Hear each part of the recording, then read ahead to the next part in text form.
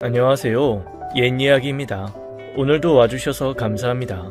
옛이야기 채널은 사연 읽어주는 남녀 채널에서 지금은 삭제되어 들을 수 없는 21년도에 소개해드린 사연 중 베스트 사연만 뽑아 다시 읽어드리는 채널입니다. 구독과 좋아요 부탁드리며 오늘의 사연 바로 시작하겠습니다. 안녕하세요. 올해로 환갑이 되는 왕십리에 살고 있는 남성입니다. 올해는 유난히도 추운 겨울이네요. 감염병 때문에 집에만 있다가 첫째 딸이 즐겨 듣는 방송이라고 하기에 저도 들어보다가 오늘은 한번 제 사연도 적어봅니다. 글재주가 없어 채택이 안 될 것 같지만 제 삶을 잠시 돌아보며 써보았습니다. 아주 만약에 제 사연이 채택되어 읽어주신다면 부디 청취자분들께서 넓으신 마음으로 재미있게 들어주시면 감사하겠습니다. 그 시절에는 다들 어려웠겠지만 저는 참 가난한 집의 아들로 태어났습니다. 강원도 한 시골 마을에서 태어났는데 동네라고 해봐야 10대 가구가 모여있는 부락이었죠. 고작 장남으로 태어났다는 이유 하나로 저는 온 집안의 기대를 한 몸으로 받으며 커갔습니다. 지금은 기억도 안 나는 어린 시절이지만 아버지가 제게 한자를 알려주면 곧잘 외워서 낙서하는 모습을 보시고는 이놈은 장차 붓으로 집안을 일으킬 녀석이라고 하셨다고 합니다. 국민학교 시절엔 집 근처에 학교가 없어 매일 십리길을 넘는 학교를 아버지가 직접 데려다주고 데리러 오곤 하셨어요. 다리가 아프다고 투정이라도 부리면 그 길을 업어서 대신 걸어주셨죠. 저는 머리가 좀 큰 뒤로는 그런 아버지의 정성을 알았고 스스로도 제가 머리가 좋다는 것을 알았기에 나름 열심히 공부를 했습니다. 실제로도 공부를 잘하기도 했고요. 서울에 있는 명문대를 한 번에 합격하니 마을에서는 아주 난리가 났죠. 아버지도 저를 대견해 하시며 참 많이도 기뻐하셨습니다. 마을 사람들은 다 모아 잔치를 여실 정도였죠. 저는 태어나서부터 그때까지 한 번도 가난하지 않았던 적이 없었습니다. 그런데 아버지가 마을 잔치를 연다고 하니 제 대학 합격 소식이 부담스러울 정도로 걱정이 되었어요. 대체 저 잔치 비용은 어디서 구하실지 걱정이었죠. 그날 아버지는 집안의 보물 1호인 누렁이를 잡았습니다. 아들의 대학 합격 소식이 집안의 유일한 재산 소까지 잡으실 정도로 기쁘셨나 봅니다. 그렇게 아버지는 소를 잡아 잔치를 하고 평생 모아둔 돈을 제 대학 입학금으로 쓰셨죠. 서울 가는 버스에 올라탄 저를 배웅하는 아버지와 어머니 얼굴에는 깊게 패인 주름만이 보였습니다. 그런 부모님을 보니 짧게 손만 흔들고 자리에 앉아 아버지와 어머니가 보지 못하게 얼굴을 숙여 눈물을 흘렸죠. 그렇게 시골 마을의 촌놈이 처음으로 서울로 올라오게 되었습니다. 하숙집을 잡아 대학 공부를 했는데 대학 생활은 쉽지가 않았습니다. 그 전까진 제가 똑똑한 사람이라 생각하며 서울에 올라온다면 시골에서 온 촌놈의 똑똑함에 다들 놀랄 것이라 생각했는데 전혀 그렇지 않았죠. 제가 다니는 학교는 전국에서 공부 좀 한다는 사람들이 다 모이는 학교이다 보니 저는 그 학교에서 특별하지도 않더라고요. 오히려 중간보다 밑에 있는, 아니 더 정확하게 따지면 밑바닥에 가까운 사람이었습니다. 제가 아무리 열심히 공부를 해보아도 제가 발끝조차 따라갈 수 없는 영재들이 많았죠. 처음 느껴보는 좌절감이었고 굴욕감이었습니다. 그렇게 아등바등 학교를 다니다 보니 졸업을 하게 되었습니다. 무엇을 할지 잠도 못 잘 정도로 고민이 많았고 결국 학교를 다닐 때부터 조금씩 준비를 하던 고시 공부를 시작했어요. 고시병에 걸린 거였죠. 짧은 시간 안에 합격을 하지 않으면 비빌 언덕이 없는 저였기에 나락으로 떨어질 가능성이 컸지만 잘 나가는 동기들을 한 번에 따라잡을 수 있는 건 고시 합격뿐이 없다고 생각했어요. 아마도 열등감에서 시작한 공부일 수도 있겠네요. 하지만 역시나 쉬운 길이 아니었습니다.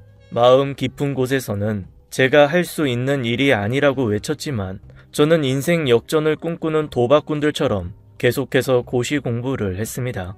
제 나이 30이 될 즈음에도 저는 그 꿈을 접지 못했죠. 늙으신 부모에게 용돈을 드리며 봉양할 나이에 저는 반대로 늙으신 부모님들께서 보내준 돈으로 하루하루 살아가며 책만 보며 살았어요. 저는 제 그 시절을 떠올리는 것을 무척이나 싫어합니다. 제 인생의 가장 부끄러운 시기였으니까요. 그날도 공부를 하다가 해가 지니 밖에 나가서 동네를 건들건들 돌아다녔어요. 무척이나 더운 여름날이었는데 제가 지내는 하숙집은 방도 작고 창도 작아 한낮에 해로 덮여진 방 안은 쉽게 식지 않고 그야말로 찜질방 같았거든요.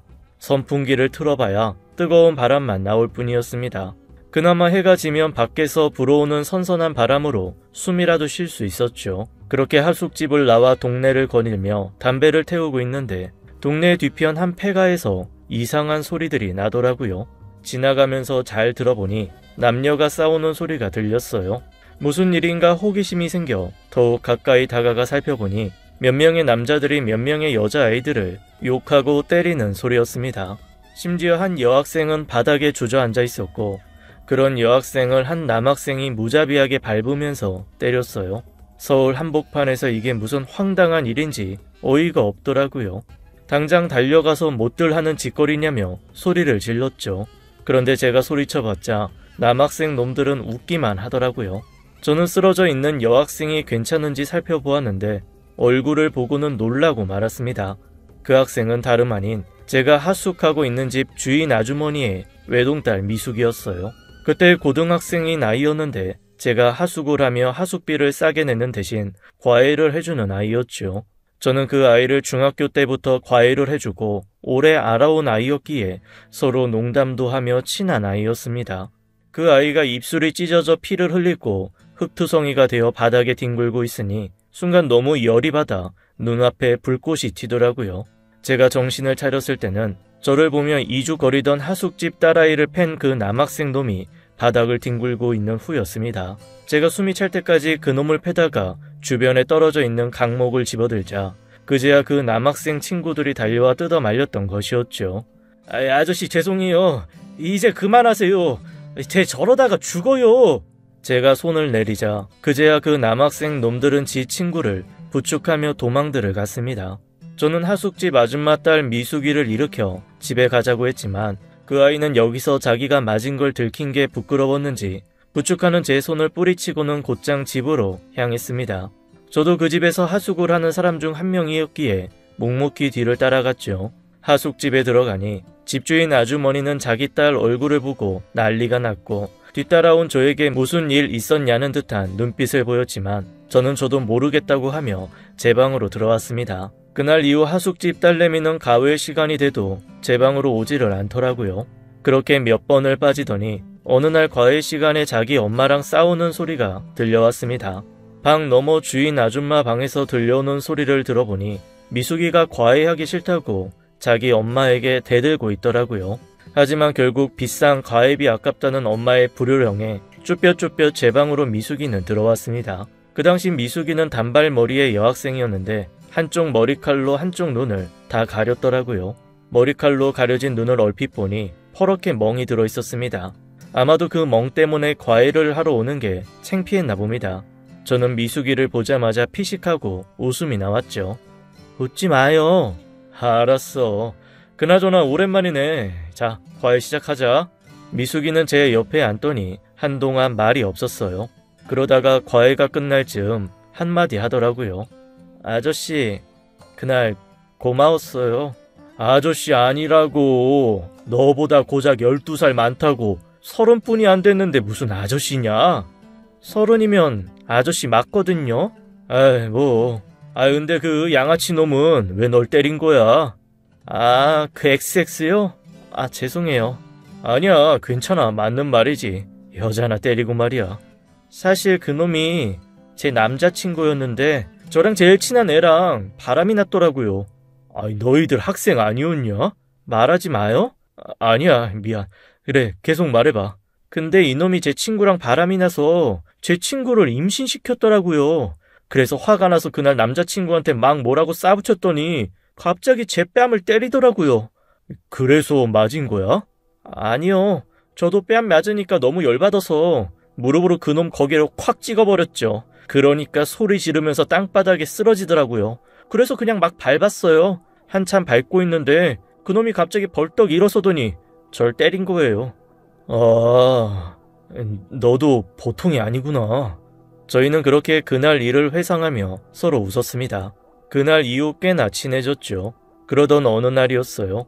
밤이 되니 잠도 안 오고 고시에서 계속 낙방하며 쓸데없이 살고 있는 제 자신을 생각하니 한심하기도 하고 고향에 있는 부모님이 생각나니 너무 죄송해 마음이 먹먹해질 때였어요.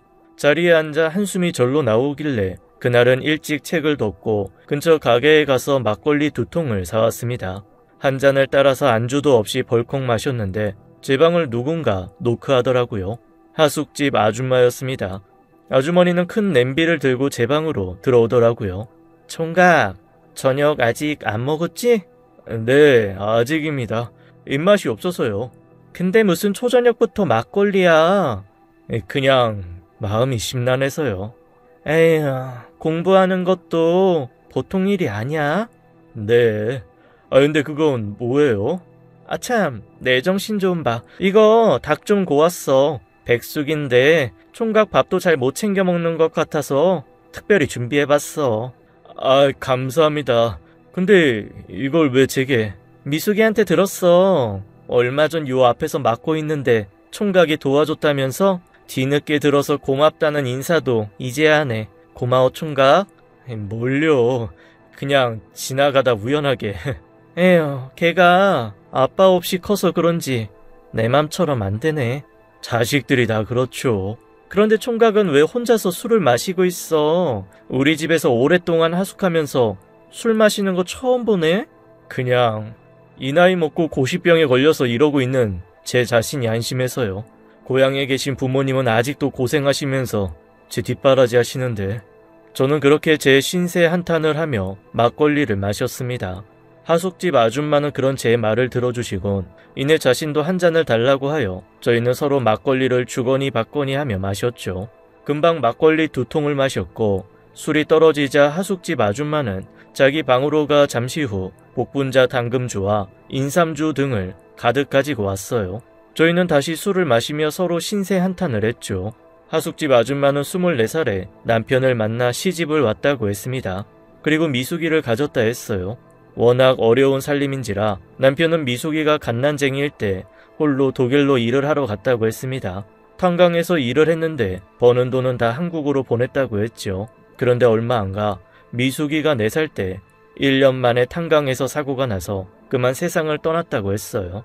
타국에서 허망하게 떠나보낸 남편을 그리워하며 슬퍼할 겨를도 없이 그렇게 혼자서 어린 딸내미를 키워가며 악착같이 살아갔다고 했습니다.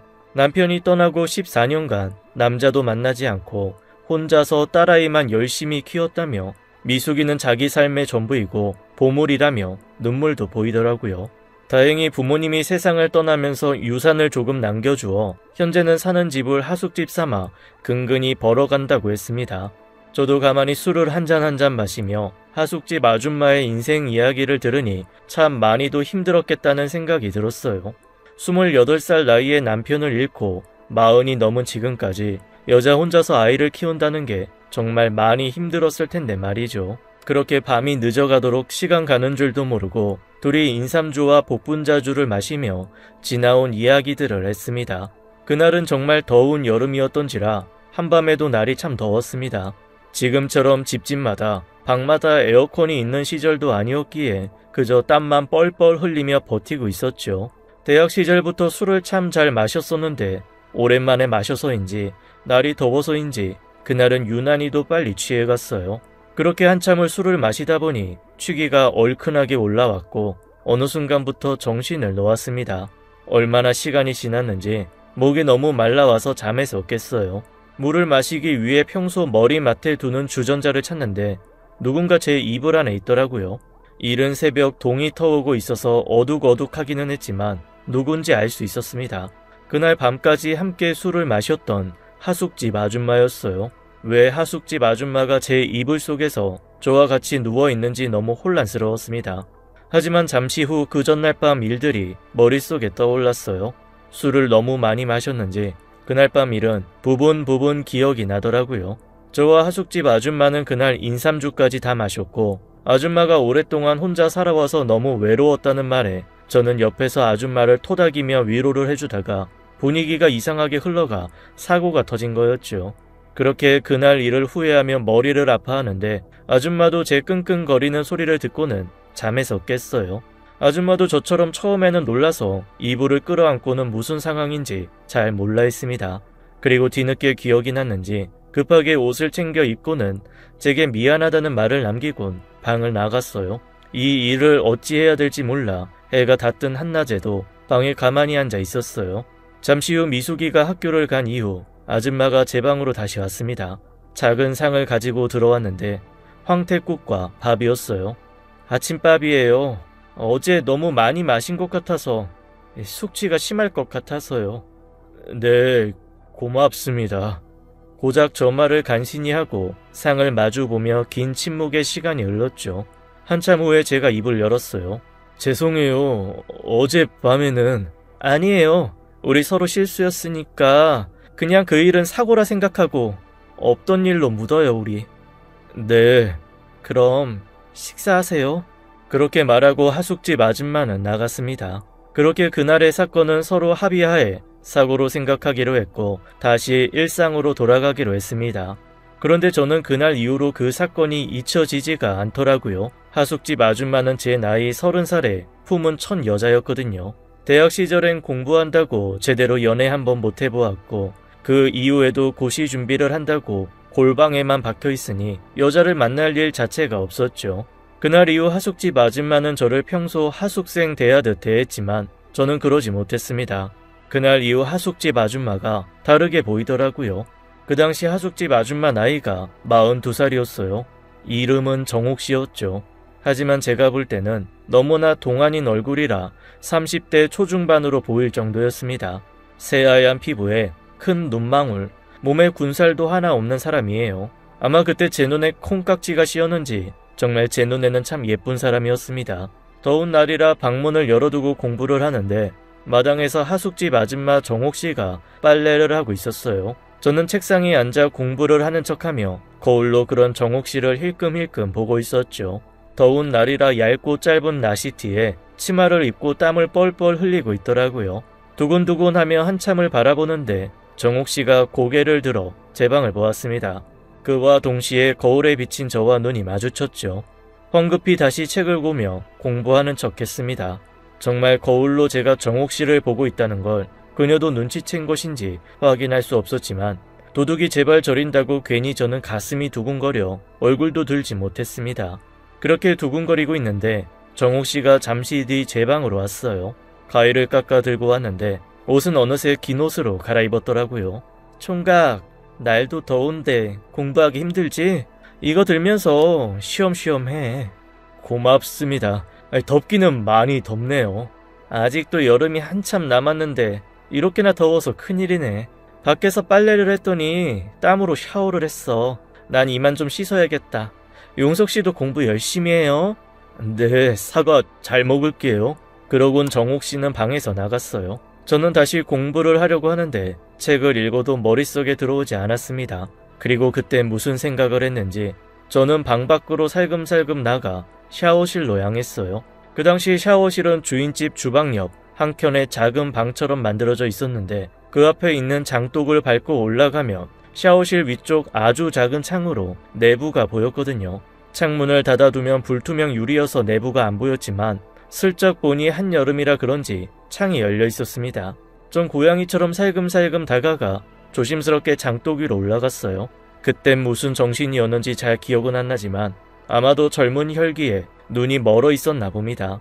그렇게 작은 창으로 샤워실 안쪽을 보는데 하숙집 아줌마 정옥씨가 샤워를 하고 있었어요. 떨리는 마음으로 숨을 죽여 씻고 있는 정옥씨를 한참을 바라보았죠. 그렇게 멍하니 바라보고 있는데 정말 정옥씨가 마치 처음부터 알고 있었다는 듯 제가 있는 작은 창문을 천천히 고개를 돌려 바라보았습니다. 저와 딱 눈이 마주쳤죠. 순간 저는 숨을 쉴 수도 없을 정도로 놀라서 그 자리에 얼어붙었습니다. 그런 저를 보고 정옥씨는 살짝 웃어 보이더니 수건을 걸치고 샤워실에서 나갔습니다. 저도 얼른 장독대로 내려와 제 방으로 들어갔죠. 이대로 쫓겨난다는 생각과 어마어마한 잘못을 들킨 사람처럼 벌벌 떨고 안절부절 못하고 있었어요. 그리고 잠시 후 제 방으로 정옥씨가 들어왔습니다. 저는 정옥씨를 보자마자 고개도 못 들고 죄송하다는 말만 했어요. 죄송합니다. 제가 정말 미쳤었나봐요. 오늘 당장 짐 싸서 나가겠습니다. 그런데 정옥씨는 그런 저에게 아무 말 없이 저를 빤히 바라보다가 제 손을 잡더니 저를 데리고 나가 자기 방으로 데리고 갔습니다. 정옥씨 방은 여인의 향내가 물씬 나는 방이었어요. 저 여기는 왜? 제 말에 정옥 씨는 아무 말도 없이 저를 이불 위에 눕혔어요. 그렇게 저희는 두 번째 밤을 함께 했습니다. 첫날은 사고였습니다. 하지만 두 번째는 사고가 아니었어요. 그날 일 이후 저희는 서로를 더욱더 원했습니다. 정옥 씨도 젊은 시절부터 지금까지 14년 넘게 독수 공방을 했고 저도 30이 넘도록 여자를 몰랐으니 늦게 배운 도둑이 날 새는 줄 모른다고 저희도 날이 새는 줄 모르고 서로 함께 했죠. 나중에는 하숙을 하는 집 밖에 작은 별채방 중 비어있는 방에 이불만 깔아두어 둘이 남몰래 만나곤 했습니다. 정옥 씨의 딸 미숙이의 눈을 피해야 했기에 하숙집에서는 평범한 주인 아줌마와 평범한 하숙생으로 연기를 했죠. 그러고 미숙이가 학교를 간 낮과 새벽에 비어있는 방에서 아무도 모르게 남몰래 만나곤 했습니다. 푹푹 찌는 여름날 방문이고 창문이고 다 닫고 둘이서 그 좁은 방에서 있으니 방에서 나올 땐 둘 다 땀에 홈빡 젖어 있었죠. 그렇게 저희는 밤낮으로 사람들 눈을 피해 함께 했습니다. 정옥 씨 딸 미숙이는 나름 모범생이었어요. 어울리는 친구들이나 보이는 분위기와는 다르게 공부를 곧잘 했죠. 제가 하나를 알려주면 둘을 아는 그런 아이였어요. 미숙이는 그날 남학생으로부터 구해준 이후 저를 무척이나 잘 따랐습니다. 말투는 싸가지가 없었지만 하는 행동은 또 그게 아니었어요. 항상 가회 시작 전 자기 집에서 간식들을 정옥 씨 몰래 싸가지고 와서 제게 주곤 했습니다. 하지만 그건 정옥 씨도 마찬가지였어요. 매일 밤 미숙이 눈을 피해 제 방으로 와서 간식을 주고 가곤 했습니다. 두 모녀가 서로 들키지 않게 제게 간식을 매일 챙겨주니 그 모습이 황당하기도 하고 우습기도 했어요. 그러던 어느 날이었습니다. 그날도 여느 때처럼 저녁에 미숙이 과외를 하고 있는데 그날은 표정도 어둡고 말수도 없는 게 좀 이상해 보였어요. 무슨 일 있는지 물어도 괜찮다고만 할 뿐 말을 안 하더라고요. 그리고 과외가 끝나고 정리를 하는데 한동안 미숙이는 제 방에서 나가지 않고 앉아 있었습니다. 미숙아, 끝났어. 이제 네 방으로 가야지. 미숙아? 왜? 무슨 일 있어? 혹시 학교에서 남자친구가 또 열받게 해? 오빠가 가서 혼내줄까? 저 남자친구 없거든요. 조용히 있던 미숙이가 갑자기 소리를 치자 깜짝 놀랐습니다. 그래, 그렇지. 학생이면 공부만 해야지. 학생은 사랑하면 안 돼요? 제 말 한마디 한마디에 예민하게 반응하는 게 무슨 일이 있나 싶었어요. 미숙아, 왜 그래? 아저씨, 이거 읽어보시고 답장 주세요. 집 앞 굴다리에서 기다릴게요. 그렇게 말을 하고 미숙이는 제게 빨간 편지 하나를 쥐어주곤 서둘러 제 방을 나갔습니다. 저는 그 모습을 의아해하며 편지를 뜯어보았어요. 봉투는 분홍 하트 스티커로 봉해져 있었죠. 뜯어서 안에 내용을 살펴보니 그곳에는 놀라운 내용들이 적혀 있었어요. 제게 자신의 사랑을 고백하는 고백 편지였습니다. 오랫동안 과외를 하며 저를 향한 마음을 키워왔다는 내용이 적혀 있었죠. 한 해만 더 기다리면 자신도 성인이 되니 그때 저와 함께하고 싶다고 적혀 있었습니다. 제게 이런 편지를 주려고 그렇게 긴장하며 제게 날카롭게 반응을 했나 생각하니 웃음이 나오며 귀엽게 느껴졌어요. 하지만 이내 미숙이의 엄마인 옥정씨와 저의 관계를 생각하며 마음이 무거워졌죠. 이 일을 미숙이에게 설명할 수도 없었기에 더욱 고민이 깊어졌습니다. 편지에는 자신의 고백에 대한 대답을 굴다리 밑에서 기다린다며 적혀 있었기에 저는 방을 나서서 굴다리로 향했어요. 그곳에 가니 가로등 밑에서 저를 기다리는 미숙이가 있었죠. 그 아이 옆으로 가 자리에 앉아 담배를 한 대 물고는 한참을 어떻게 말을 시작할지 고민을 했습니다. 미숙이는 그런 제 옆에서 마치 선고를 기다리는 송아지 마냥 눈만 껌뻑거리면서 두 손을 모아 서 있었어요. 그런 미숙이에게 최대한 상처받지 않도록 이야기를 해주었습니다. 나는 지금 가진 것 하나 없는 백수 고시생일 뿐이고 미래도 크게 밝지 않다. 그리고 나이도 너와 12살이나 차이가 나는 아저씨일 뿐이니 지금은 공부를 열심히 해서 좋은 대학을 간 후 또래의 좋은 남자를 대학에서 만나라고 이야기를 해주었습니다. 그리기에 이렇게 짧게 쓰지만 그날 한참을 미숙이 표정을 살피며 이야기해 주었어요. 혹시나 상처를 받을까봐 걱정이 되었거든요. 하지만 제 말에 미숙이는 아무렇지 않다는 표정으로 말하더라고요. 그러니까 아저씨 말은 제가 싫다는 거죠? 빙빙 돌려 말하지 말고 확실히 말해요. 미숙아, 너를 싫어하는 게 아니라 좋아는 하는데 그건 어디까지나 동생 같은 마음으로 좋아하는 거라는 거지. 그러니까 결론은 저랑 만날 마음이 없다는 거잖아요. 요점만 말하세요. 그래, 미안하다, 미숙아. 제 말에 미숙이는 한참 저를 째려보더니 그대로 집으로 가버렸습니다. 저도 그 뒤를 따라 하숙집으로 갔죠. 미숙이는 집에 도착 후 문을 쾅 하고 닫고 자기 방으로 들어가 버렸어요. 그날 이후 미숙이와의 관계는 어색해졌죠. 자기 엄마한테 과외를 안 하겠다고 투정을 부리다가 혼나곤 제 방으로 와도 그냥 말없이 앉아만 있다가 과외 시간이 끝나면 칼같이 방을 나가 버렸습니다. 나갈 때 다시 문을 쾅 하고 힘차게 닫는 건 애교였죠. 뭐 다시 좋아지겠지 라고 생각하며 지냈습니다. 그러던 어느 날이었어요. 그날도 미숙이가 학교를 간 이후 정옥씨와 둘만의 비밀방에서 사랑을 나누고 있었죠. 평소 문을 철저히 잠가두고 있었고 방 열쇠는 저와 정옥씨만 가지고 있었습니다. 그런데 갑자기 누군가 열쇠로 잠겨진 문을 여는 소리가 들렸어요. 그리고 문이 열리더니 미숙이가 들어왔습니다. 갑작스러운 미숙이의 등장에 저와 정옥씨는 매우 놀랐어요. 그런데 그건 미숙이도 마찬가지였나 봅니다. 당연하게 비어있을 것이라 생각한 방에 저와 자신의 엄마가 함께 누워있으니 기겁을 하더라고요. 미숙이는 저와 정옥씨를 잠시 노려보더니 들고 있는 봉지를 방으로 집어던지고는 집을 나가버렸습니다. 봉지 안에는 소주가 들어있더라고요. 나중에 안 사실이었지만 사실 이 방은 미숙이도 그동안 정옥씨 몰래 이용을 하고 있었던 것이었습니다.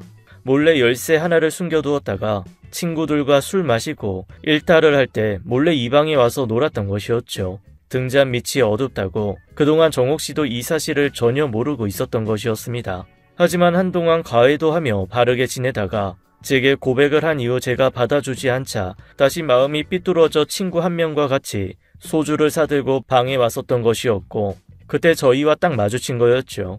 하여간 미숙이가 그렇게 나가버리고 저와 정옥씨는 바로 따라 나가 미숙이를 찾았지만 어디로 가버렸는지 찾을 수가 없었어요. 저는 한참을 동네를 돌아다니다가 이전에 미숙이를 구해주었던 폐가 안에서 미숙이를 찾을 수 있었습니다. 걱정했잖아. 얼마나 한참 찾았는데. 더러운 놈아. 그렇게 착한 척하면서 우리 집에 있더니 우리 엄마랑 그러고 있었어? 미숙아. 됐어요. 아저씨 공부해야 해서 난 못 만나겠다고 했잖아요. 결국 나한테 거짓말한 거네? 아저씨네 부모님한테 부끄럽지도 않아요? 아저씨네 아버지가 시골에서 힘들게 일해서 돈 벌어준다면서요. 아저씨는 그 돈 받아먹으면서 우리 엄마랑 그러고 있었던 거예요? 스스로 부끄럽지도 않아요? 그렇게 미숙이가 말하는데 아무 말도 못하겠더라고요. 사실이었거든요. 몇 개월간 단꿈에 빠져 허우적거리며 살았었는데 순간 미숙이가 제 머리 끄댕이를 잡아서 현실로 꺼내는 느낌이 들었어요. 일단 집으로 들어가자. 어머니가 걱정하시겠다. 됐어요. 전 아저씨랑 같은 집에서 못 살아요. 아저씨가 나가던 제가 나가던 해요. 너희 어머니도 너를 혼자 키우면서 그동안 얼마나 외로웠겠니? 우리 엄마 핑계 대지 말아요. 그냥 아저씨가 욕구 채운 거겠지. 그렇게 미숙이는 저를 노려보고 있었고 저는 제 발만 바라보고 있었습니다. 미숙이가 한마디 한마디 꺼낼 때마다 아무 말도 할 수 없었고 제 자신이 한없이 부끄러워졌죠. 그래, 미안하다. 내가 나갈게. 그 말 지킬 수 있어요? 그래. 오늘 당장 나가요. 그렇게 저는 미숙이와 다시 집으로 돌아왔습니다. 정옥씨는 미숙이를 찾아 동네를 돌아다니는지 집에 없더라고요. 이제 짐 싸서 나가세요. 또 딴 말 하는 거 아니죠? 그래. 다른 말 안 할게. 건강하게 잘 지내고 어머니 미워하지 말고 공부 잘하고 남의 일 걱정하지 말고 아저씨 앞날이나 걱정하세요. 그렇게 저는 제 방으로 와 노끈으로 책들을 묶고 얼마 되지 않은 옷들을 가방에 넣고는 짐을 챙겼습니다. 그리고 정옥씨에게 마지막 편지를 남기고 방을 나왔죠. 가방을 들고 집을 나서는데 미숙이는 자기 방에 들어가 나오지 않았습니다. 목구멍까지 미숙이의 이름이 올라왔지만 그 아이를 부르기에는 제가 일말의 부끄러움을 아는 사람이긴 했나 봅니다. 차마 불러보지도 못하고 뒤돌아 집을 나섰죠. 그렇게 걸어 나오는데 골목에서 정옥씨를 마주쳤습니다. 미숙이는 그 가방은 뭐야? 아, 누나. 미숙이 지금 집에 있어. 별일 없었어. 다행이다. 그런데 그 가방이랑 책들은 왜 들고 나가는 거야? 미안해요, 누나. 저 이제 고향으로 돌아가 봐야 할 것 같아요. 갑자기? 왜? 미숙이가 무슨 말해? 아니에요. 그냥 오늘 이런 일이 생기니 갑자기 고향 부모님이 생각나서요. 사실 오래전부터 생각했던 거예요. 제 주제에 가능하지도 않은 고시 꿈이나 꾸면서 세월이나 좀 먹고 이제는 늙으신 부모님이 너무 걱정돼서 고향에 내려가서 하시는 일 좀 도우면서 살려고요. 고시 공부는 그만하려고요. 허황된 꿈 그만 쫓아야죠. 그래, 그럼 이제 우리는? 누나한테는 정말 미안해요. 제가 고향에 도착하면 여기로 편지할게요. 사실 미숙이가 많이 충격받은 듯해요. 그래서 지금은 함께하기가 힘들 것 같아요. 그렇게 뒤돌아서 그 길로 고향으로 내려왔습니다. 제 특별했던 여름이 끝나가고 있었죠. 고향집에 오니 부모님과 아직 출가를 하지 않은 동생들이 놀라했어요. 올해 장손이라는 놈이 들어오니 어머니는 그리도 반갑고 기쁘셨는지 닭까지 잡으며 없는 살림에 진수성찬을 차려서 저녁을 내주었습니다. 다 같이 자리에 앉아 저녁을 먹는데 아버지께서 조심스럽게 제게 물으셨어요. 서울에서 하던 공부는 어찌 되었냐고 물어보셨죠. 다른 동생들도 그것이 궁금했는지 밥은 먹고 있었지만 귀만은 제 입을 향하는 게 느껴졌습니다. 죄송해요, 아버지. 제 머리로는 할 수 없는 건가 봐요. 그래서 이제 다 포기하고 내려왔습니다. 아버지는 제 말에 한동안 말씀이 없으셨습니다. 이야기가 심각해지니 동생들도 먹던 숟가락을 내려놓았죠. 그렇게 짧은 정적이 흘렀는데 저는 그 시간이 너무나 길게 느껴졌습니다. 부모님에게 효도는커녕 불효만 했기에 고개도 들기 어려웠어요. 그때 아버지가 큰 닭다리 하나를 찢어서 제 밥그릇에 올려주셨습니다. 잘했다. 아이, 뒷집 병철이 애비한테 들었는데 네가 하는 그 공부가 쉬운 게 아니라더라. 암만 네 머리가 좋다고 해도 아이, 다 하늘이 길을 안 열어주면 안 되는 거야. 그게 어떻게 네 잘못이겠냐. 다 뜻이 있으면 뭐 언젠가는 길이 열릴 거다. 너무 상심하지 말고 어서 먹어라. 저는 아버지가 주신 닭다리를 한 입 베어 물었는데 저도 모르게 닭똥 같은 눈물이 제 뺨을 타고 흘러내려왔어요. 참아왔던 눈물이 아버지의 따뜻한 한마디에 터져 나왔고 그 자리에서 펑펑 눈물을 흘리며 오열을 했습니다. 아이, 애가 왜 이래? 아들, 나는 네가 이렇게 건강하게 돌아온 것만으로도 이 하늘을 감사해. 그만 울어. 아들의 성공을 누구보다 간절하게 원하셨을 부모님께서 아들의 실패에 실망보다 오히려 저를 위로해 주시는 모습에 가슴이 한켠이 아려오더라고요. 저는 그렇게 그날 이후로 고향으로 돌아와 동생들과 함께 옥수수를 심고 감자를 캐며 하루하루 보냈습니다.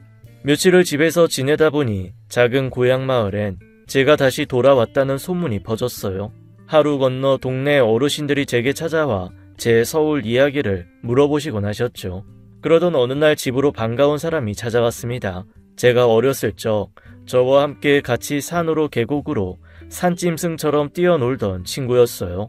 서울에 가서 한 번도 보지 못했으니 10여 년 만에 처음 만난 거였죠. 오랜만에 만난 친구가 너무나도 반가웠어요. 그렇게 집 마당 평상에 술상을 펴고 동생들과 같이 고기를 구우며 그동안 친구가 어찌 살아왔는지 이야기도 듣고 제 이야기도 해주며 밤이 늦을 때까지 술을 마셨습니다.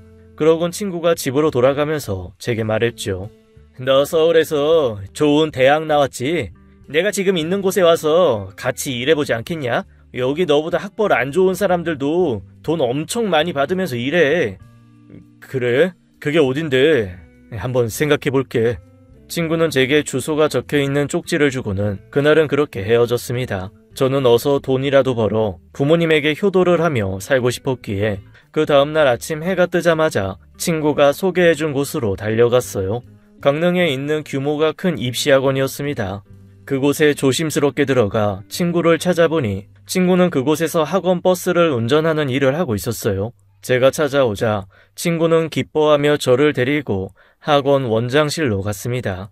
원장님, 저번에 강사 구하신다고 하셨죠? 제 친구가 공부를 좀 잘하는데 일자리 좀 주실 수 있을까요? 아이, 김 기사님, 네, 아직 구하고 있긴 한데 요즘은 공부 좀 한다는 친구들은 뭐 죄다 서울로 가버리니 통 사람을 구하기가 힘드네요. 아, 이분이 친구분? 네, 안녕하세요. 강용석입니다. 아이, 네, 반가워요. 아, 강사 일은 어디서 하다가 오셨죠? 아, 저 강사 일은 해본 적이 없습니다. 네? 아이, 그래요? 아이, 그럼 무슨 일을 하시다가? 그냥 고시 공부 좀 하다가 고향으로 돌아왔습니다. 아이, 고시요? 무슨 대학 나오셨죠? 서울대 경영 나왔습니다. 아이, 서울대? 아이, 뭐 경력이야 싸우면 되는 거죠. 아이, 자, 우리 같이 잘해봅시다. 그렇게 원장은 손을 내밀었고 저는 악수를 한 후 그곳에 취직을 할 수 있었습니다. 학생들을 대상으로 수업을 하는 것은 그렇게 어려운 일은 아니었어요. 서울에서 과외를 하며 먹고 살았던 저였기에 조금 시간이 지나자 학원 일에 금방 익숙해졌죠. 평소 미숙이에게 농담도 하며 그 아이가 쉽게 이해하고 공부에 재미를 붙일 수 있도록 재미난 수업을 해주었었는데 그 경험이 많은 도움이 되었습니다. 제 수업은 아이들에게 인기가 많았어요. 입소문이 난 후에는 매번 자리가 꽉 찼죠. 제 수업을 듣기 위해서 멀리서 제가 일하는 입시학원을 찾아오는 사람들도 늘어나기 시작했습니다.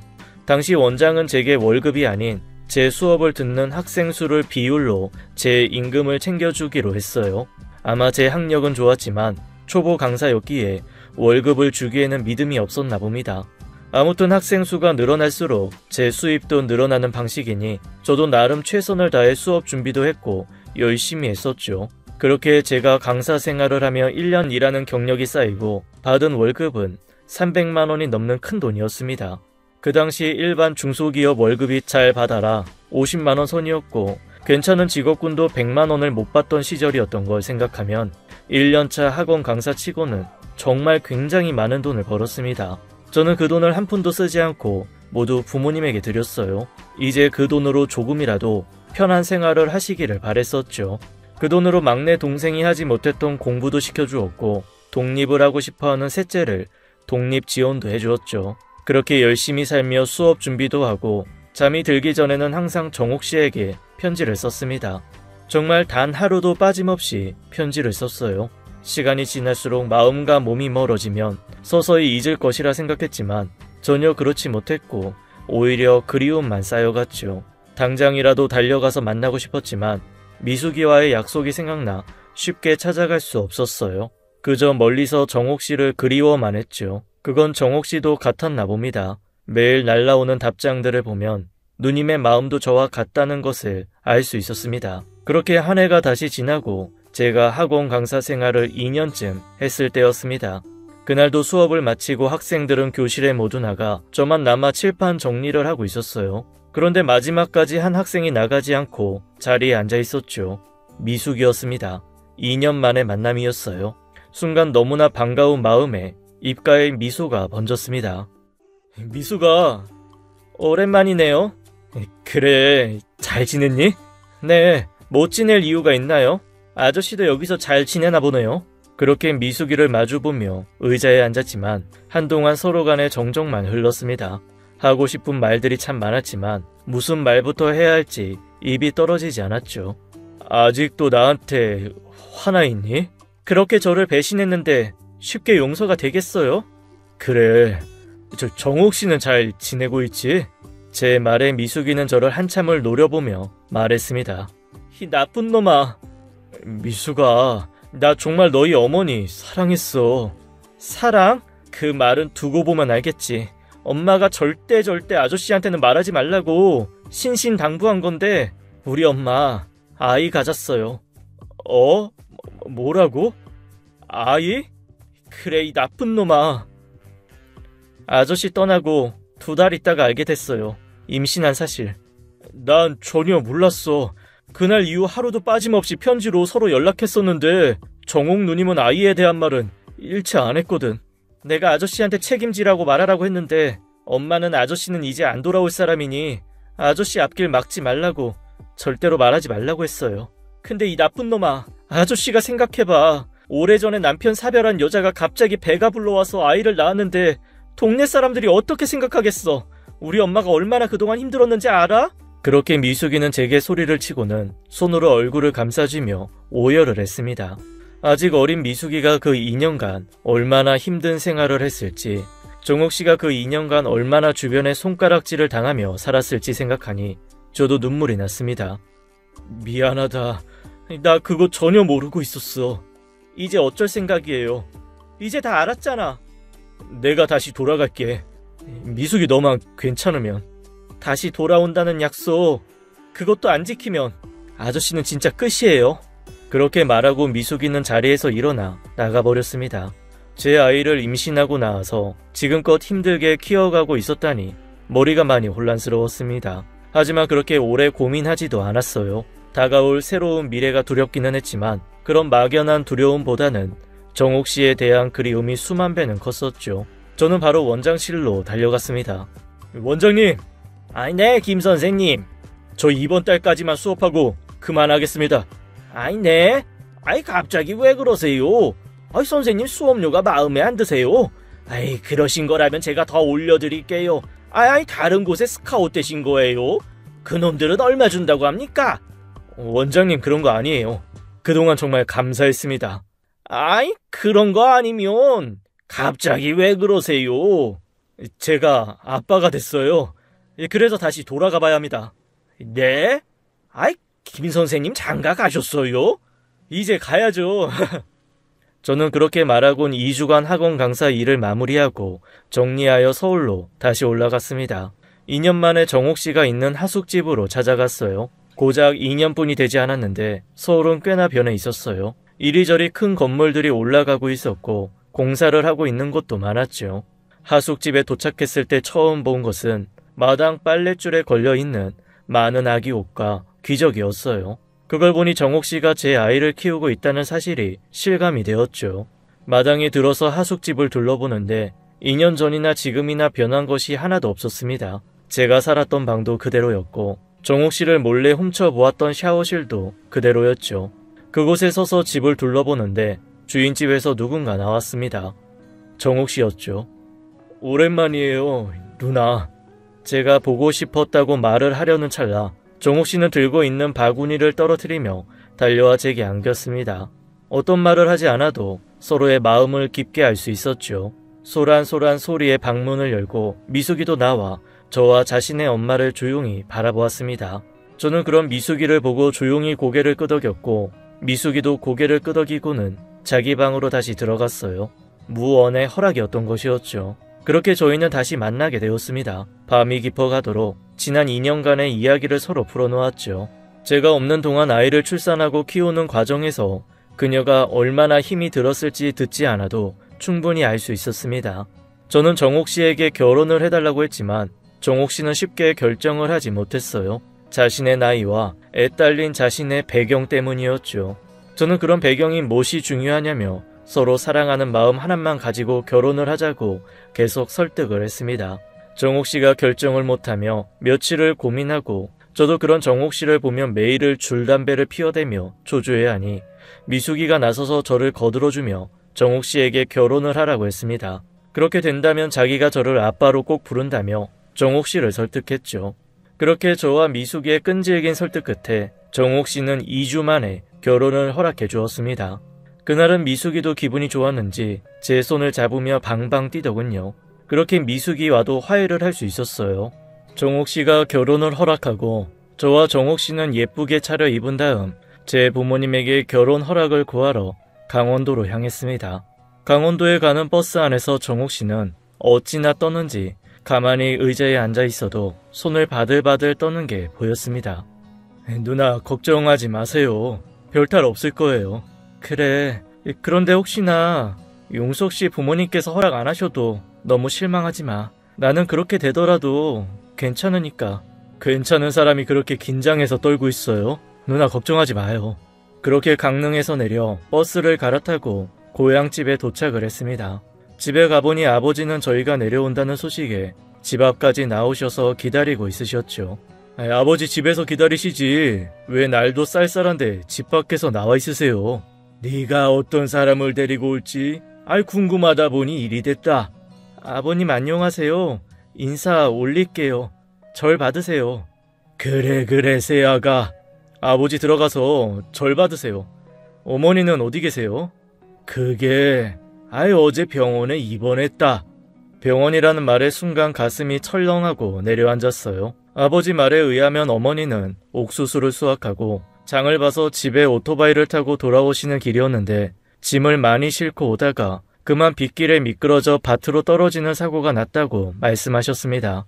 그 말에 급하게 정옥 씨와 병원으로 달려가 보니 어머니는 몸 곳곳에 깁스를 한 채로 누워 있으셨죠. 허리도 다치시고 다리와 팔도 부러지는 큰 사고였습니다. 그렇게 어머니와 정옥 씨는 병상에서 인사를 하게 되었어요. 어머니는 정옥 씨가 인사드리러 온다는 소식에 전날 음식 준비들을 하기 위해 무리해서 밭일을 일찍 마치고 급히 집으로 돌아오는 길에 사고가 난 것이었습니다. 그렇게 어머니를 뵙고 다시 강원도 집으로 돌아가기 위해 병원을 나오는데 정옥 씨가 제게 말했습니다. 용석 씨는 예정대로 하루 자고 내일 서울로 올라가? 누나는 안 가? 나는 남아서 어머님 병간호 해드리고 아버님 식사도 챙겨드릴게. 용석 씨는 모레부터 학원 면접 보러 다니기로 했잖아. 그러니까 용석 씨만 먼저 서울로 올라가. 누나, 우리 부모님 생각해주는 건 감사한데 혼자서 괜찮겠어? 용석 씨 부모님이면 이제 내 부모님이나 마찬가지지. 그리고 내가 인사 온다고 맛있는 거 해주시려고 장 보다가 저렇게 사고 나신 건데 내가 어떻게 어머님을 병원에 두고 서울로 갈 수 있겠어. 내 걱정하지 말고. 그렇게 정옥 씨는 강릉에 남아 제 어머니 병간호를 해드리게 되었습니다. 저는 서울에서 일을 구하기 위해 어쩔 수 없이 먼저 서울로 올라가 미리 약속되어져 있던 학원들을 돌아다니며 면접을 보았죠. 급한 서울 일을 처리하자마자 다시 강원도 강릉으로 달려갔습니다. 정옥 씨가 걱정이 되었죠. 제가 강릉을 다시 갔을 때는 어머니 치료가 어느 정도 다 끝나서 퇴원을 한 후였습니다. 아직 몇 달간 깁스를 하고 있어야 했지만 다른 문제는 없다고 했죠. 저는 그제야 다시 정식으로 부모님께 큰절을 하고 정옥 씨와 결혼을 하고 싶은 제 마음을 말씀드렸습니다. 아버지는 제 말에 조용히 담뱃대를 꺼내 담배를 태우셨고 어머니는 아버지만 쳐다보고 있으셨죠. 저와 정옥 씨는 조마조마한 마음으로 무릎만 꿇고 아버지를 바라보았어요. 한동안 무거운 침묵이 흘렀고 아버지가 말씀을 하셨습니다. 어차피 네가 여자 때문에 급하게 강릉 일 정리하고 올라갈 때부터 생각하고 있었다. 둘이 그렇게 좋다면 잘 살아봐라. 그래, 나도 이 양반이랑 같은 생각이야. 그리고 새아가가 아주 싹싹하고 예의 바른 게 엄마가 볼 때도 둘이 잘 살 것 같다. 어머님, 아버님, 정말 감사합니다. 저같이 부족한 사람 받아주셔서 감사해요. 꼭 효도하겠습니다. 됐다. 이 세상에 완벽한 사람이 어디 있어. 다들 부족한 대로 서로 채워주면서 사는 거지. 니들만 잘 살면 된다. 아버지, 어머니 감사합니다. 제가 꼭 서울에서 자리 잡아 다시 아버지, 어머니 모시러 올게요. 조금만 기다려주세요. 아니, 이놈이 정신이 있는 놈이야. 네 놈애까지 혼자 키우고 있는 여자한테 이제 다 늙은 시부모 봉양하라 이거냐? 난 생각 없다. 니들끼리 살아라. 그래, 이현서가, 나도 여기가 편하다.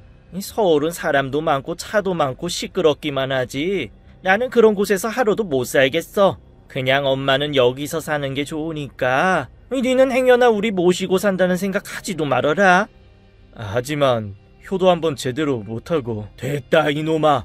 이 자식이 다 커서 둥지를 떠날 때 되면 어서 가서 새 둥지를 만들고 네 새끼들이나 봐야지. 아이, 뭐 한다고 지부모 걱정을 해. 쓸데없는 소리나 할 거면 어서 가, 이놈아. 네 놈 없어도 우리 여기서 잘 산다. 자, 이거 가져가라. 네 장가 갈 때 주려고 했던 거야.